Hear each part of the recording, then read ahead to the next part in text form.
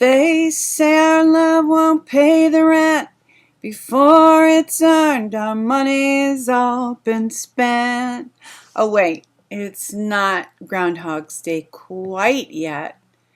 And we know spring's just around the corner.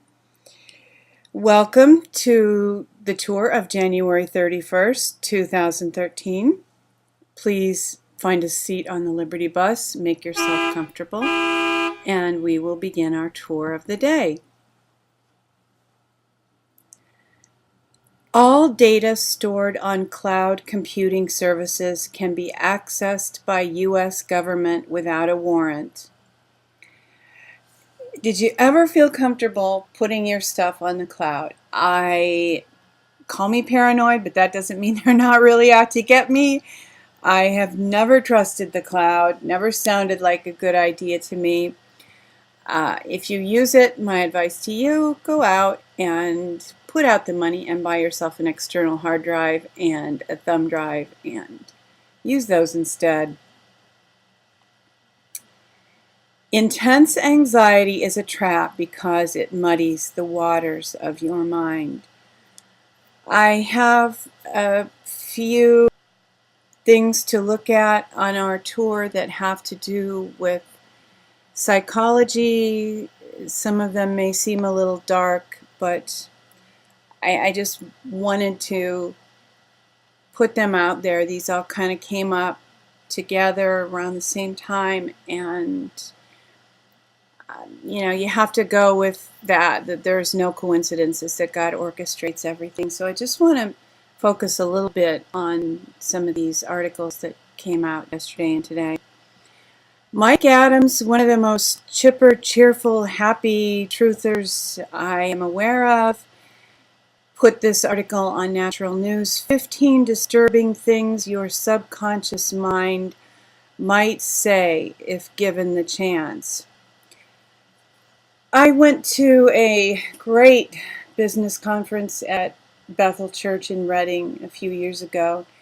Lance Wallnau was one of the main speakers, and one of the things that he said was that an issue with entrepreneurs, especially Christians maybe, is that we often have some kind of self-sabotage thing going on under the surface, and it's best just to deal with that. And sometimes we don't feel worthy, whatever. Don found an amazing quote on Saturday and happened to mention it to me. It's from Carl Jung. Until you make the unconscious conscious, it will direct your life and you will call it fate. I suspect that many of the things that we are upset about, that we think they've just happened to us, that our subconscious has orchestrated many of those things. And this is something that we can change, and we will be a lot less easy to dominate, and tyranny will be a lot more likely to fail if we are being honest with ourselves. This is an Atlantean conspiracy article about psychopaths, the Psychopath Test. Because many of the Illuminati are sociopaths, psychopaths, some friends and I have often discussed that we would like an easy test that could be given to people, even in the future as leaders are chosen. We don't want to impose this kind of, test. I mean, that sounds like more tyranny, but it's valuable information to be able to spot sociopaths and psychopaths. This particular article is pretty dark, and there's a video at the end of it that is very dark. If you are in a rough place, or if you're in a really great place and you don't want to get rocked, this might not be the best time to read this article. And as an alternative to reading this article, you might read M. Scott Peck's book, People of the Lie. It's very honest, it's very true, it is heartbreaking, but it is written from a Christian perspective, and Therefore, it is filled with hope. But it's important to be able to spot sociopaths and psychopaths and protect ourselves from them. One more psychological article. Not strictly psychological, but definitely touches in that area. Study reveals best strategies for maintaining long-term relationships.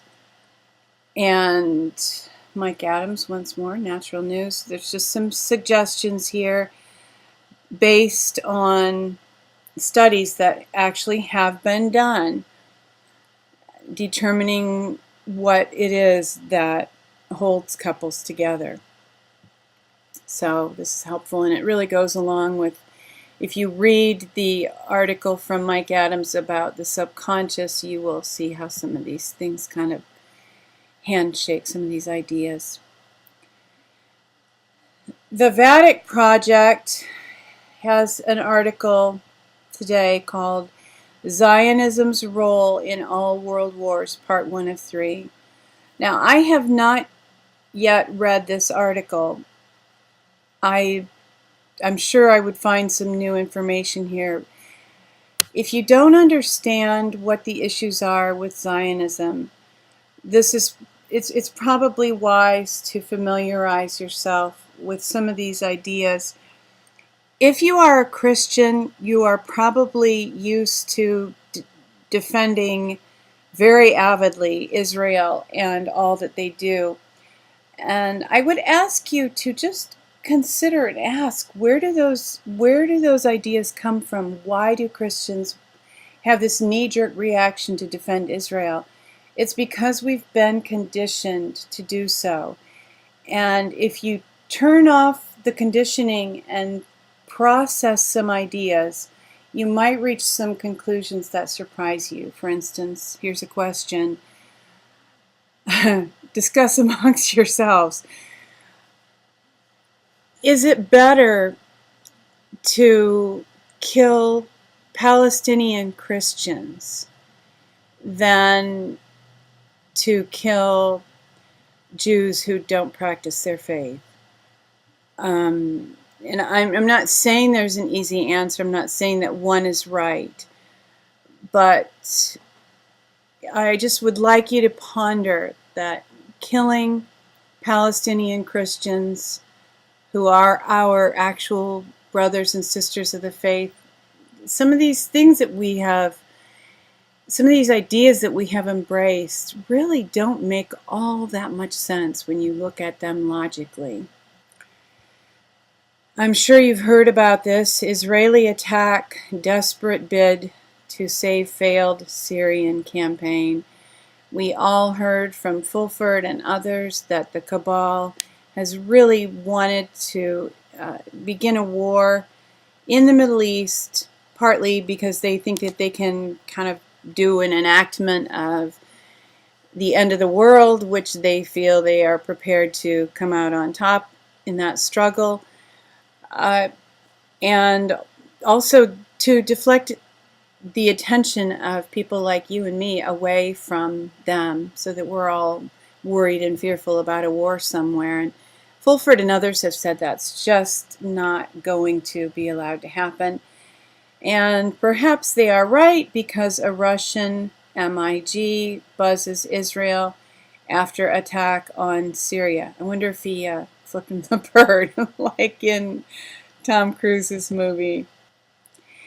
And I know this has been a pretty heavy tour. We've considered some very intense issues. I want to finish the tour by pointing out this very interesting website that I don't always highlight, but it's well worth bookmarking, looking at Pioneer Living Survival. It's kind of fun stuff most of the time. This is a fun article, making homemade wax candles. And many of these skills are very valuable. And if we want to feel independent, if we want to feel self-sufficient, it's wise to pick up some of these skills. So this weekend, if you have some time, Maybe when you cut away from the Super Bowl halftime show, you can make some homemade candles. Thank you for being aboard the Liberty Bus today to take the daily tour. The tour was organized by She Who Will Walk in the Dark. And no matter how dark the night may seem, the day will dawn. Weeping may endure for a night, but joy comes in the morning. Take care. Insist on liberty and love one another passionately.